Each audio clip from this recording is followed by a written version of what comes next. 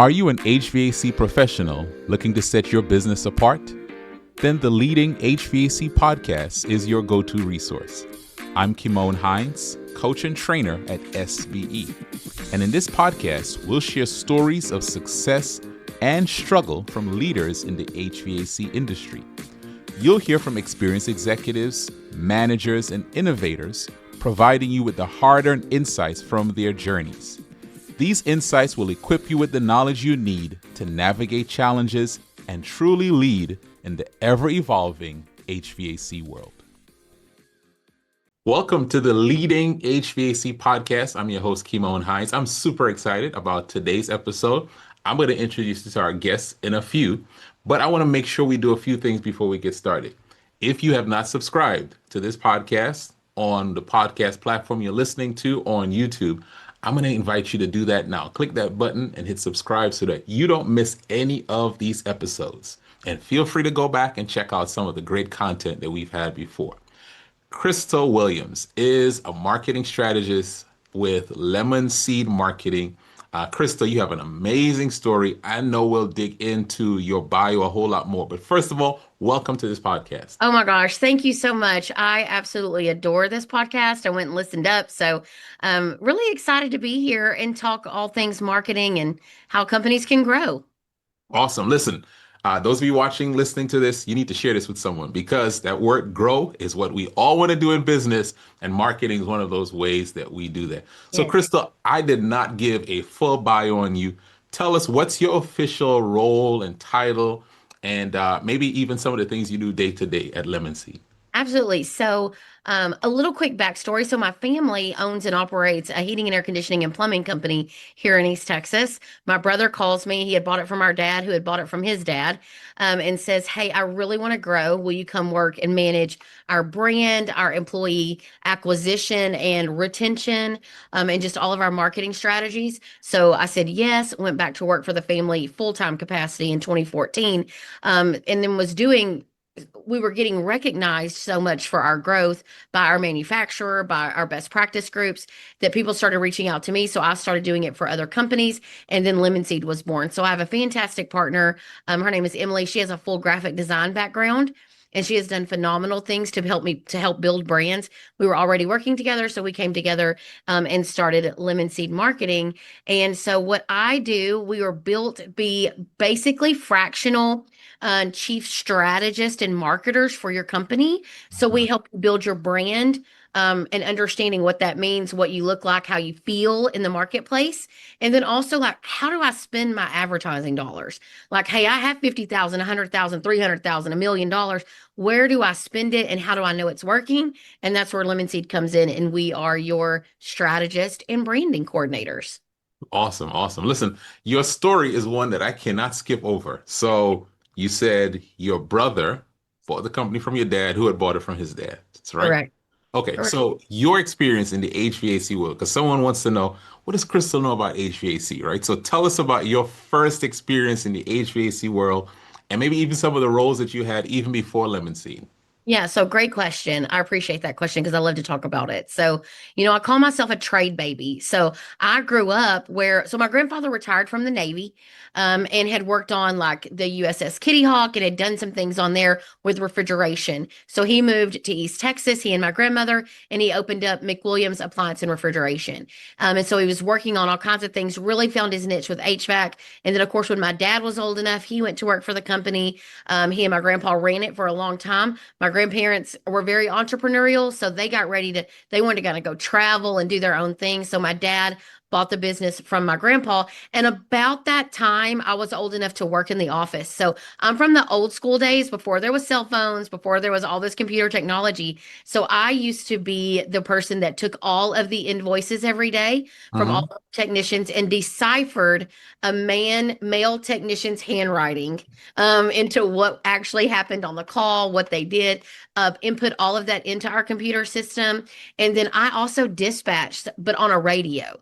So like I would say base to unit 101 and unit 101, and then I would give out people's whole addresses and everything over the the radio system. And so I did that for several years while I kind of worked myself through college and through high school and through college. But I got my degree and I decided, like, man, I wanted to go do something super challenging in marketing. So I went to work for our local Coca-Cola bottling company and managed brands like Dr. Pepper and Coca-Cola and Monster Energy and Big Red and all these cool things. Learned a lot, wonderful family ran company. But that's when my brother called me and he said, listen, like my dad had already invested in marketing through Service Nation Alliance, which was a best practice group that we were with at the time. We'd already invested in a marketing plan. And my brother tells me all the time, he's like, I remember the day that my dad came in. We were sitting at like $3 million in total revenue. And he said, we're about to spend $300,000 in marketing. And my brother, his name is Trey, he was like, excuse me, how are we going to pay? We got to make payroll. Like it was a very scary, risky decision. But my dad has always been forward thinking like that and an early adopter of new things.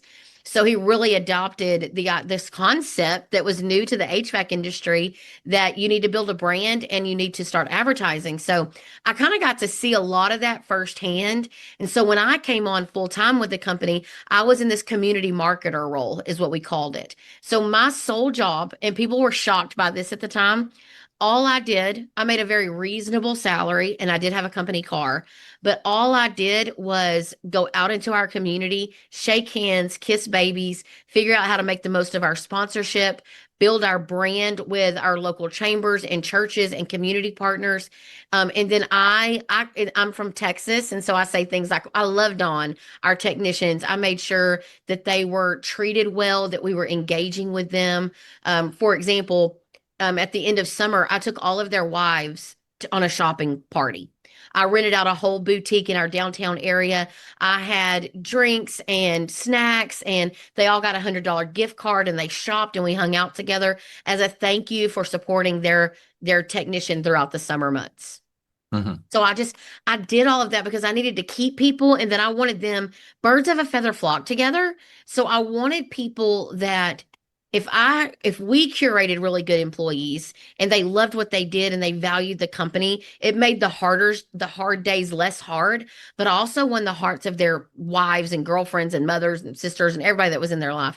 And so it really changed the trajectory. I mean, our retention rate still to this day is less than, I mean, our turnover rate is less than 5%. So we're rarely losing people. We say they self-selected out a lot of times because expectations, not everyone likes expectations and accountability. But so my sole job was to build our brand.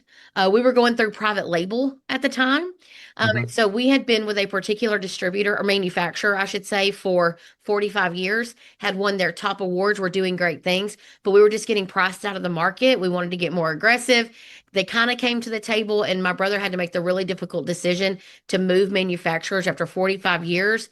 But we were ready to private label our own equipment and grow that brand and grow our memberships and things like that. So I was in charge of all of that. So I rebranded the company, added a mascot that was based off my grandfather. Sailor Mac was his name. We launched our own private label, which was called the Armada series. Wow. We had different levels: captain, anchor, admiral, and things like that. Went to market with that. Went to market with Sailor Mac as our costume. We did a system giveaway, and so that was my job: was managing about a $300,000 or $400,000 marketing budget. At the time when I came full time over to Lemon Seed, along with acquisition and retention of new employees. Also, while I was there, we launched our own training academy. Wow. Because we're in East Texas, we just don't have a huge population Yeah, that to makes pick sense. from. Yeah. And I was inspired. So my husband was a state trooper for Texas. So I figured out, man, Department of Public Safety has a really good plan. They opened up enrollment registration. So you can apply to be a state trooper. And so when my brother was like, man, we got to change the wording, the semantics, something. So I was like, man, DPS basically was hiring and they needed to switch it around to make people feel like we're not hiring. If you want to work with us, you apply to work with us. And then Hmm. we put you in on the job training and we set you up and then you're on your own after so long. And so I took that mentality and we built out the Home Service Academy that we launched. locally for ourselves. And so we could take somebody green off the street, and in 8 to 10 weeks, we had them running maintenance calls Wow. and in their own van. And so we created this whole entire program, including a graduation. Their families came to our graduation ceremony. They got the keys to their van. They came out of a trainee uniform and into a full uniform. We took pictures. We had cake. We did a toast. We did all these cool things. And it was amazing. And it's still to this day. We've had to modify it some because when we added plumbing, we added a plumbing academy on. So that was how we take anybody that we think matches our core values and our culture, and we make them into fantastic technicians, installers, and plumbers.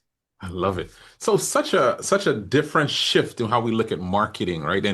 And one of the things, and I'm gonna say what one of the things I heard, and you can correct me, sounded like when you took over marketing, one of the main functions is relationship building Hmm. with your inside team and also with your community partners. Kind of talk to us about that. Am I on the right track? Yes. And if I am, like, talk to some contractor who, when they hear marketing, they immediately go to social media ads and My website. websites and like, talk to us about, like, just the nuts and bolts of the principle of marketing. Oh, listen, and this is where my heart is. And I tell you all the time, I tell my contractors all the time, this is the part that most contractors, it's not that they don't know to do it, they won't do it. Hmm. So I'm going to give a little caveat here for a second, Kimon. So my brother has McWilliams Heating, Cooling, and Plumbing, and now does some, like, now my brother is acquiring other businesses to help them build this up, like he did McWilliams.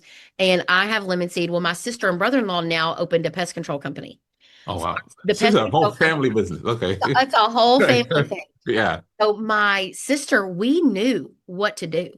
And we knew that we would surpass every pest control company in our market within 3 months because we were going to work harder. And when I Mhm. say work harder, this is what we did. We bought a mascot. So you don't have to do a mascot. That's just how we've seen work. So we created Spot On Pest Control, and we have Johnny on the spot, and it's a ladybug. And his Mhm. name is Johnny, based on my grandfather. And unfortunately, in 2014, my grandfather actually committed suicide. And so that became our focus of how we were going to connect with our community, is how do you survive as the survivors of someone committing suicide. And so we wanted to bring joy to that community, but we also knew we were building a business. So the very first thing we did was we went relationship driven first. So we started building relationships within our community and with our people that we wanted to choose Spot On Pest Control for their service. So same way we did with McWilliams, we literally have a person on staff that their whole entire role is to just plug us into the community with everything from realtors to people at festivals, job fairs, things with the chambers of commerce, community trick or treats. Fest like Dieball Day is our local town that we live in, and so we have a big festival. Johnny from Spot On Pest Control is going to be there. Sailor Mac from McWilliams is going to be there. I haven't convinced myself to get a lemon yet, but I'm telling you, if you know Yeah. lemon seed at all, we are the girls in yellow. Everywhere we go, you can Mhm. find lemon seed in the room. Just if you look up, you're like, there's yellow, that's lemon seed, because it is so important to build connections with your community. And I call it shaking hands, kissing babies, petting dogs. That's Oh, what, petting dogs. That's the third one. yes, yes. And the reason that you do that is people do not want to be sold to all the time. So when you can make a connection and you can build an authority for yourself and you become their trusted resource, so that not only do they love you because you're enduring, you have a very relationship relational concept going on, right? Like you're very relatable. That's the word I was looking for. You're very relatable. And so people are connected to you emotionally. So then when they happen to need the service that you provide, you are who they think of. But this is a long-term game and we know it. So we know right now, if I can start right now shaking hands, kissing babies, petting dogs, it is going to come to fruition the longer I do that. And the sooner I do it, the better, because those relationships start making me top of mind.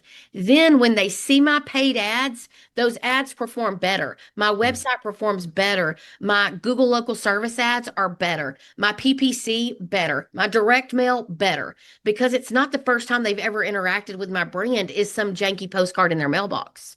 They see me on social media. You can go follow Spot On Pest Control, McWilliams and Son, and Lemon Seed Marketing, and you'll see we have a lot of importance placed on just good content. We're very rarely selling on social. We're very, very rarely selling at an event. We are literally just there building relationships. And what that does too is that leans over into your team. And so your team starts feeling like, I never have a problem getting volunteers to work a booth because they love it. Because you know what? We're normally the hit of the party. Mm, Johnny, the mascot from Spot On. It's cool to be with Johnny because all the kids are running up. Everybody wants a picture. We love y'all's radio spot. We love everything y'all do. Y'all are so fun. And they've never used us a day in their life yet. Yet. The key word there is yet. So yet. I'm probably going to love on them in these Texas words for years, months, if not years, before they actually need my service. Thankfully, pest control, they need us a lot more. But heating Right. and air conditioning, I mean, come on, guys, like, and plumbers, they don't need us, but every so often. So I might be in someone's brain for 3 years, but then when that AC fails in the middle of summer, you know who they think of? Sailor Mac, because they have my sticker, my koozie. They have pictures of me at the ballpark for Little League opening day. They know me, they trust me. And I've built authority in the space by putting out really good content that's just educating. Give it away for free. How to set Yeah. your thermostat, when to change my filters. For pest control, it's, how do I know what plants to plant for, butterflies? And we give away just free information Yeah. all the time so that we are the authority in the space.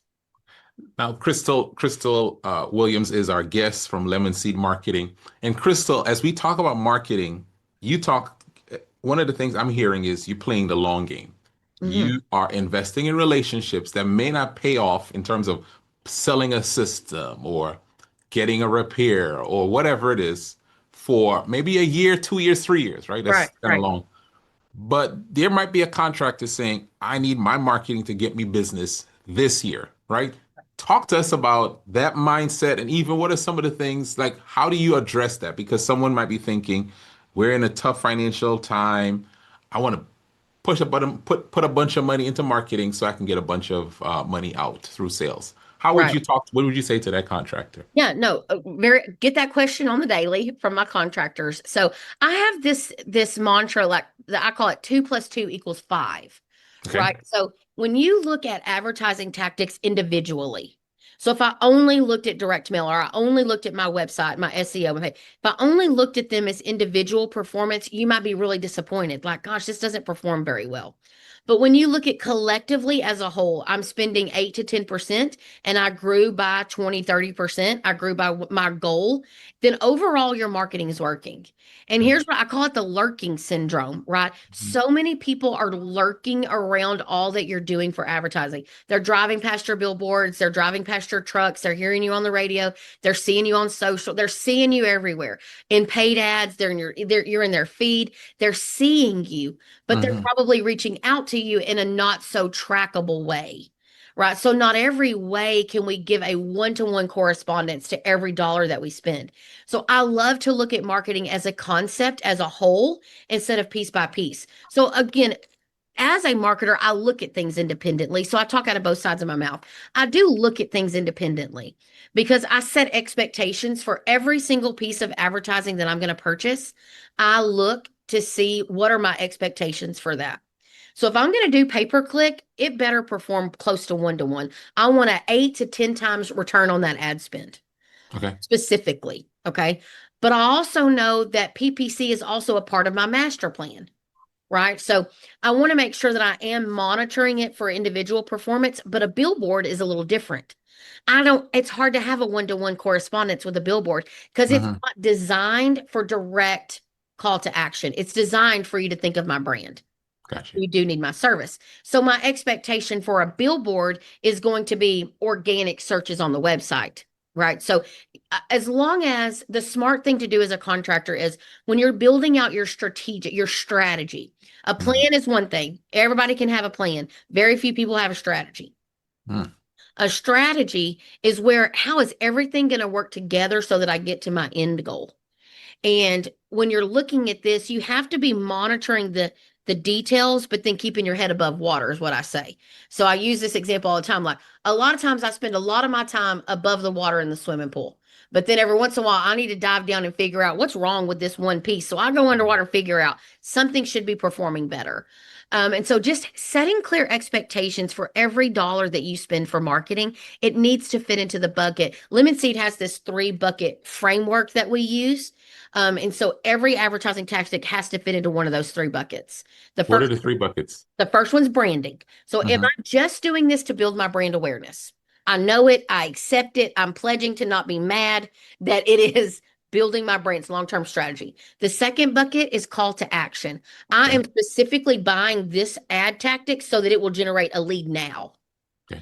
So you can think of that. That's where you would put Angie if you're like one of those people that really needs some. Your Angie, your thumbtacks, your direct mail. A lot of times, depending on the messaging on that direct mail card, it is probably for most of you designed to generate leads immediately. Click, GLSA, SEO, all of those are meant for. I'm doing it now because I need a lead now for people that are searching for the work right now. And then my last bucket is called fosterable or cultivation. Once I paid $600, $300 to get that name into my database, I need to keep them there. I need Yeah. to keep them engaged with me, especially those that buy a new system out of the gate. Right. So the majority of our work with a lot of our customers is done within the first 18 months of them being our customer. So I have to figure out how to keep them long term engaged to upsell new products. That's when you can launch indoor air quality pieces. If I launch a new service, a new vertical like plumbing, but I've got to keep them engaged, if it anything, for the referral. Yeah. So every marketing that I do, so if I launched a program like Chirp or Hatch, what am I doing it for? I'm going to put it over here in cultivation because my expectation is it's not going to generate me any more new leads, but it's going to take care of these people that are already my lead.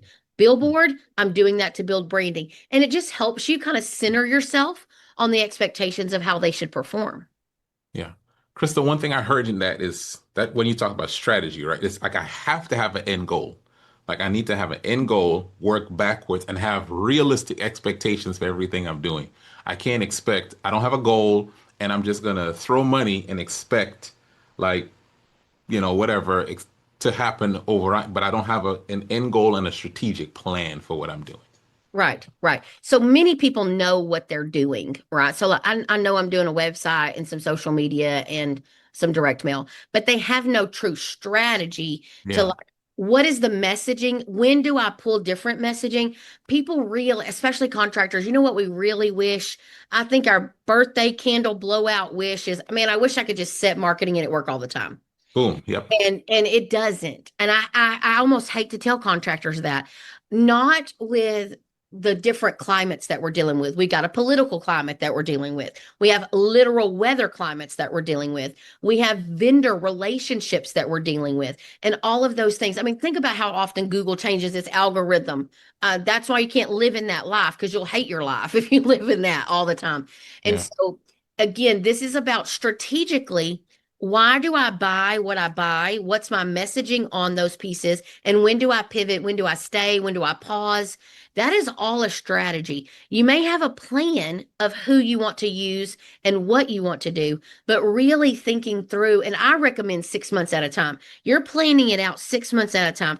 This is what Lemon Seed does. 3 months, we are down in the weeds. We know every single little detail, every caveat, every stop and start date, and every amount. But the next 3 months out from that, we've got a plan, but we're waiting on performance to see what our strategy is going to be. That's good. And so it's very unique. But I would say this because I want to go back to the one question that you asked me, what would I do? If I was brand new off the street and like, Oh yeah. I need leads right now, Yeah. I would probably be making sure that I had Google local service ads turned on because I have nothing to lose. Okay. Very, very little to use. If you're not with Google local service ads, even if you don't feel like it's performing well, it's crazy to not be a part of that. The risk is so, so small. It is so small to you that you're just crazy not to be there and then work on getting it better. Facebook ads right now are very saturated. So unless you're really going to do a cool video and think outside the box, I definitely recommend it should be a part of your puzzle here, but if you will get out of the box and do a video that is your Facebook ad, automatically top 10. You're automatically going to move up because most contractors want to take the easy way out. Here's a graphic, stick it in an ad and post it, and I'll give you whatever money you want as long as it works. Well, Video is king. So if you want to get watches and likes and clicks, you're going to want to do video. Another one is your database. You need leads right now. What have you done with your existing database to offer them something to get them to book? Remember, we're not trying to get rich in the shoulder season. We're trying to survive the shoulder season. So how do we set ourselves up with good content that interests those people, that at least is helping us fill our calendar? And then if your technicians are trained well through companies like SBE and they're trained well to perform in the home, then they will generate income and interest and build up things. And it will help you not just survive the shoulder season, but win that shoulder season. It's just about having clear expectations. But those are just a few little simple. Those are good. Crystal, those are really good. And somebody, you need to take some notes. This is take some notes right here. Um, so tell us about the growth of, I want to say it's Williams, and forgive me, what's the name of the family company? It's okay. McWilliams Heating, Cooling, and McWilliams. Plumbing. All right, McWilliams. Tell me about the growth of that through marketing, because you mentioned 3 million and spend 300,000 on marketing. So again, that's like 10%. Like that's mind blowing. But someone needs to understand like what's the potential of investing in marketing, bringing on someone like yourself to be do strategic marketing for that company, partnering with a company like Lemon Seed. What is the potential for growth? Yeah, so great question. So we were already, so let's talk about the McWilliams situation. So we had gotten to 3 million because we were just good people, right? Like we were Mhm. just honest, hardworking people, and my dad started investing. Then we saw true growth, right? Growth. So my brother has always taught me and my dad, you're going to grow a company three ways, right? Through operational excellence. So my brother and I kind of pinky swore he was going to make sure that our average tickets were there on both install, service, and maintenance. He was going to make sure that he was aggressive with pricing, and that I would make sure that I was coming up with unique ideas and putting us out there in front of people constantly all the time. So I was always looking for opportunities. Well, when you need, any marketer knows, you know who you are, your least favorite person on the team is the budget controller. Yep, yep, yep. Because the budget person is trying to keep you in line. And I'm a pusher, right? So I would tell you that we were bumping up against 10% constantly. And even right now, we have a 16% marketing spend for spot on pest control right now, because we are in growth mode. We know it. We are invested in it. We know what we're doing. We're building a long term success. We're up 250% from when we bought the company. We bought a very small company, just a one man show. He was, I don't know, doing like two or 300 contracts, and we're up 250% after year one. Wow. And now, again, it's not always easy. We're spending a lot of money. I tell you, when we write that marketing check every month, we're like, why are we doing this? But we know that eventually that's going to hit a plateau and we'll be able to dial back. Starting next year, we'll dial back to 12% and then eventually down to 10% and eventually down to 8%. And we'll just keep going till we hit about a 6% spend. So once McWilliams hit 20 million, I mean, we were down there at a 3 and 4% because all of a sudden those percentages are generating enough revenue. The money, the smaller percentages was enough money to then survive, be able to maintain. But we don't take our foot off the gas. That's for losers, right? We keep our foot on the gas, because the minute that you get complacent and you turn off your marketing, whatever that means, you will feel that in 3 to 4 weeks. You'll be like, oh my gosh, what happened? The phones quit ringing. And if I go back every single time, anywhere between 3 to 6 weeks, it just depends on the market. All of a sudden, I'm like, oh, why did you turn off PPC? It wasn't working. Well, okay, but it's the only common factor that I can see here. And then we turn it back on, and guess what? In 4 weeks, it's performing again. And so I'm like, see, just you have to have consideration for those shoulder seasons. So we leaned in hard. We decided that we were going to spend about 50 to 60% of our entire marketing budget in our digital play. So we Mhm. invested in a high performing website with a great SEO strategy that was very it pivoted a lot. We were constantly adding new keywords, taking new keywords away. We were always cultivating our SEO work. We invested a lot in direct mail. So direct mail to this day is probably Direct mail. a 10 to 20 return on our ad spend.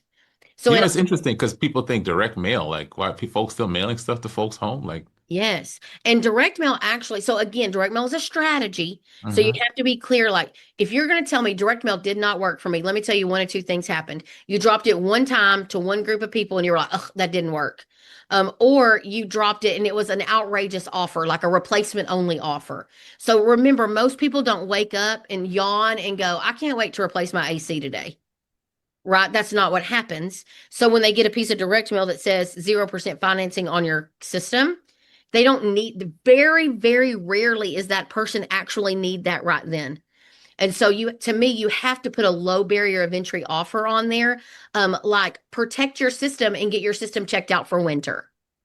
$49. You have to have a low barrier of entry offer on those direct mail cards. So we ran an $89 system tune up. We run it for fall, we run it for spring. We have a large group. The same households get our postcard every 8 weeks. They're getting our postcard. And then they get a letter from us with some sort of like special on replacement, but only after they've gotten all those cards and things. And so again, it's a strategy. And I'll be honest, I've tried to deploy that same strategy for other contractors, and it didn't quite work as well as it did for McWilliams. So then we pivot. Maybe that's just a different market, and we pivot to a different strategy. I'll tell you this: McWilliams also still runs.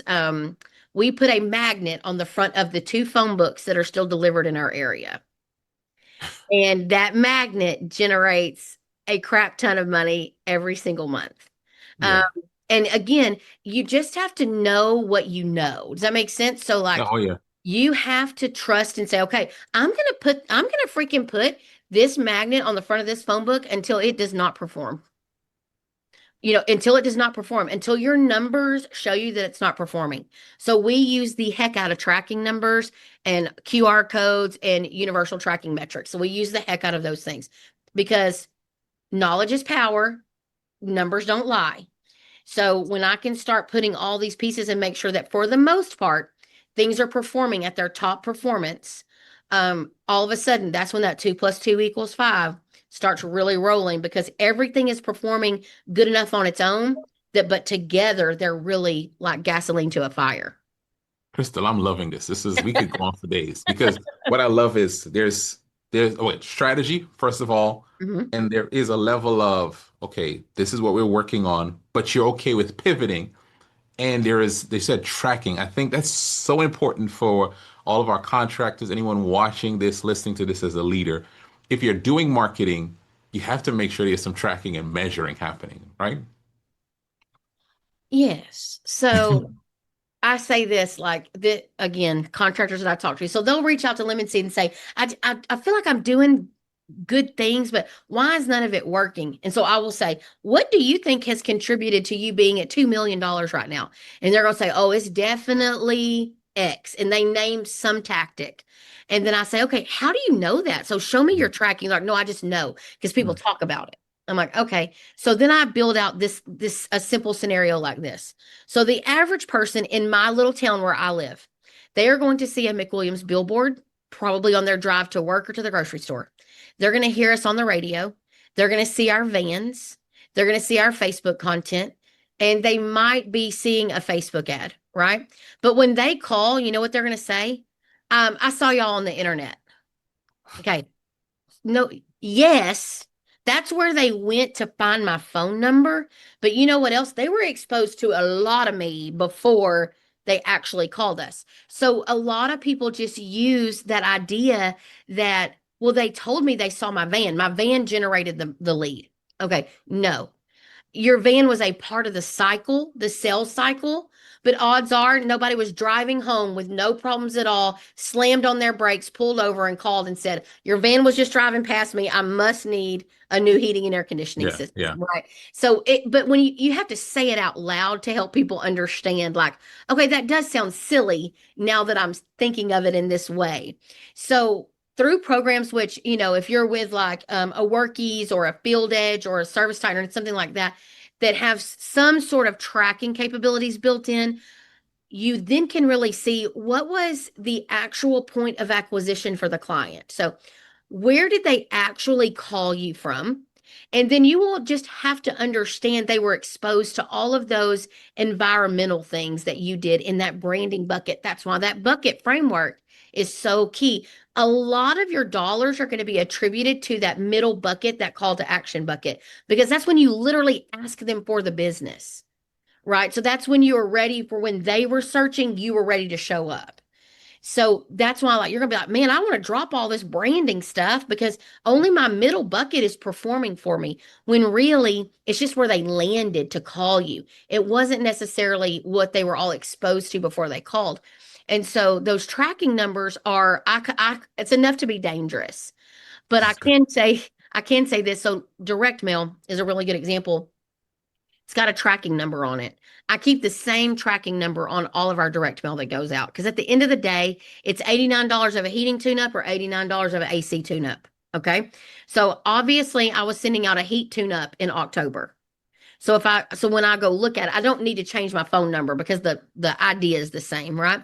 But when I go look at it, there's going to be months. So August, I don't really book a lot of tune-ups because it's in a weird placement. So I don't get hateful. I don't get mad and cancel my direct mail in August because I got to consider all the factors. But I can look at that tracking number and I can say, huh, 15 people did call. I dropped 3,000 pieces of mail and I got 15 phone calls off of it. And you go listen, and they're not even calling for the actual offer on the postcard. They're calling because their system's down, their Wow. thermostats, there's water leaking or whatever. And it's because they got that postcard and it reminded them, oh yeah, I know them and there's their phone number. Let me call them. So that's why that 1-to-1 ratio is such a challenge. You really have to understand what is the final point of acquisition? What did they finally choose as the vehicle to contact your office? And people say, well, Chirp is a huge lead source for me. And I'm going to say, okay, it's not a new customer lead, but it did help you cultivate an existing customer. And we know that because Chirp has their own tracking deployed. And so, you'll see, oh, that we sent out a text message. We see that you had a quote from us last summer. We'd love to. You got refrigerant from us last summer. If you need that same refrigerant from us this year, well, the first pound is on us. Well, hello, we just text everybody that's got a leaking coil, right? And we're like, hey, Yeah. you want us to come out? Odds are, you know what they need? A flipping new system. But Yeah. we're gonna, Yeah. and so they'll call us from Chirp, using Chirp as our vendor that we would use to outreach them. And they'll be like, well, Chirp generated a lot of money. No, the strategy generates That's right. you a lot of Yeah. money. Yeah. Chirp Yeah. is a wonderful tool. We love it. We push it all the time. But the strategy of when to use outreach is what got you that customer re-engaged so that we could go back out there. Now your team has to uphold their side of the bargain. So Yeah. those three things that my brother told me that, or my dad, that grow your business: operational excellence, so great average tickets, marketing, and then pricing. So Mhm. when we're all working together, Lemon Seed and you as the contractor, and you're holding up the operation and the pricing side, and we're helping you make your vendors generate leads, and we've got a strategy in place, and we are the puppeteer in there pulling strings left and right, that's when you really see success. But it's not easy. It's not Yeah. easy.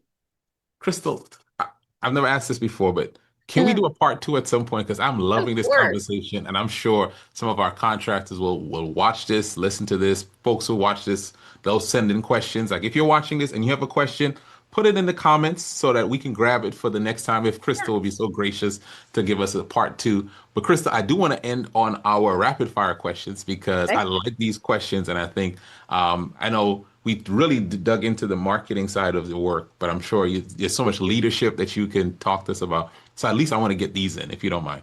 I'm ready. All right, so 30 seconds or less. What's the best business book or resource you've read or listened to or come across?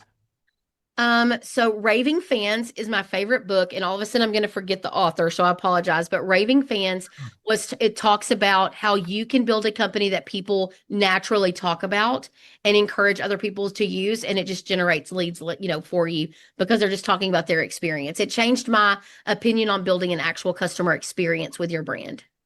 I'm writing it down for myself. So Yes, write it's it down for wonderful. yourself. And it's an Number, easy read. okay. What's one thing Crystal Williams wants to be better at as a leader in the next year? Oh, I'm emotionally driven. Okay. So I tend to, a lot of times, like a lot of females, especially, we suffer from this. We want to be empathetic to everyone when sometimes we need to be a little bit harder. And I need to make decisions a little faster to protect the herd. And so just I want to be less emotionally driven in my decision making. Got it. Got it. Okay. How do you de-stress, or what are some of the ways you enjoy life outside of work? So ironically, my husband and I love my business partner here. She and her husband and some others opened a cigar bar in our town, which is a pretty big deal because we're a relatively small town. So my husband just loves to go and try these different cigars, and we love to learn about them, how to smoke them better, and do all these different things. And so that's pretty fun for us. And we have two teenage boys, so that is what we do. Is that de-stress or is that more It stress? depends on, so they love to play golf. They're both pretty good Oh, golfers. nice. So riding around in the afternoons, watching them play golf is a pretty good de-stressor for me. That's cool. I love it. So if you could go back in time and let me think about this. When you first were brought on for the role at McWilliams in hmm marketing, I'm gonna take you back there. What's one piece of advice you would give to that Crystal? To learn your numbers better sooner. Mm, I needed to understand the operational numbers sooner. It took me about a year or two to realize I needed to know those numbers better. And now that's the first thing I dig into is let me understand what we're doing operationally, and what our revenue goals are and our budget goals are so that that is power when it comes to making decisions. awesome. Crystal, someone is listening to this and they're like, okay, I love what you're talking about with strategy. I need help. I'm not going to try to figure this all out. How can they get in contact with you and work with Lemon Seed? Yeah, so lemonseedmarketing.com. Just go on there. We have a really simple contact us form. It does ask you a few questions about your company, and that is because I'm going to go look you up before we meet so that we get off on a good foot of me. And it's basically an interview for each other. See if what Lemon Seed does fits what your personality and your drive is like and your culture. And we do the same thing. We are here to support contractors at all levels that are just ready to grow their company and build a really good brand. We're here to be that support system and take that hat off of you, so that you know that marketing and branding is handled by experts. I love it. Crystal Williams has been our guest today. This is definitely a must share. You got to probably watch this over again, listen to this over again to write down some of these notes, some of the frameworks and the strategy behind what we learned today. But definitely, I want to encourage you to take the information that you learned today and go lead well.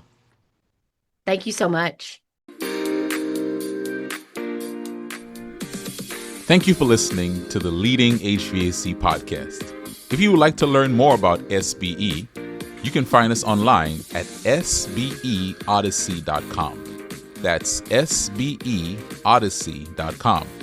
If you enjoyed today's episode, we would appreciate it if you would leave us a review on this podcasting platform. Thank you for tuning in, and we'll see you next time.